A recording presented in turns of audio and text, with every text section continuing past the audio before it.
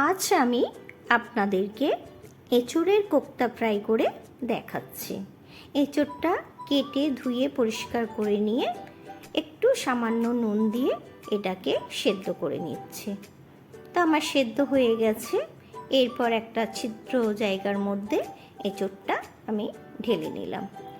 এঁচোড়টা ঠান্ডা হোক, ততক্ষণে আমি 5-6টা বিস্কুট নিয়ে মিক্সির মধ্যে আমি গুঁড়ো করে নেব।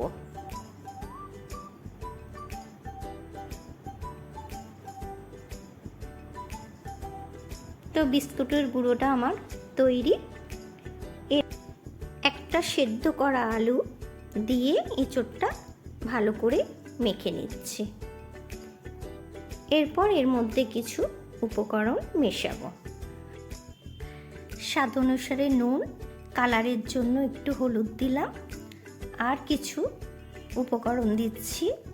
রসুন কুচি, আদা কুচি, কাঁচা লঙ্কা কুচি, পেঁয়াজ একটা ছোট্ট ছোট্ট করে কেটে নিয়েছি এবং কিছুটা ধনেপাতা।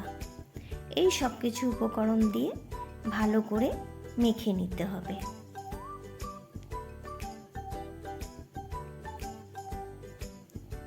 বেসন দেব আমি 3 টেবিল চামচ এবং এর সাথে দিচ্ছি আমি কর্নফ্লাওয়ার 2 টেবিল চামচ। এই সব কিছু একসাথে দিয়ে ভালো করে মিশিয়ে নিতে হবে। তো আমার ভালো করে মেশানো হয়ে গেছে।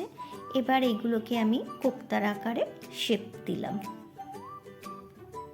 সবকটা আমার করা হয়ে গেছে। একটা বোল নিয়েছি, নিয়ে এর মধ্যে 2টো ডিম ফাটিয়ে নিলাম।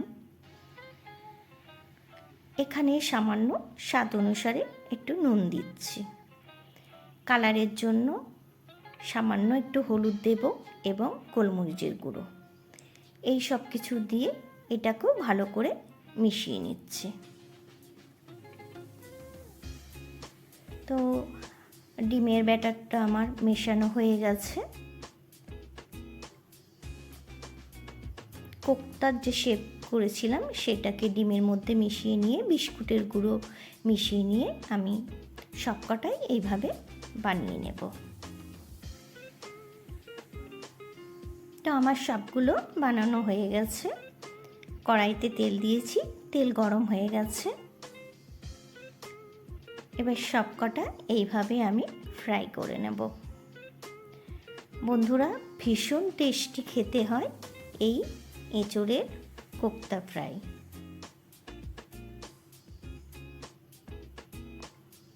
তো বন্ধুরা, যদি এই রেসিপিটি ভালো লাগে, লাইক কমেন্ট অবশ্যই শেয়ার করবেন বন্ধুদের সাথে। এইভাবেই সবগুলো আমি ফ্রাই করে তুলে নিচ্ছি। তো বন্ধুরা, কেমন লাগলো এই রেসিপি?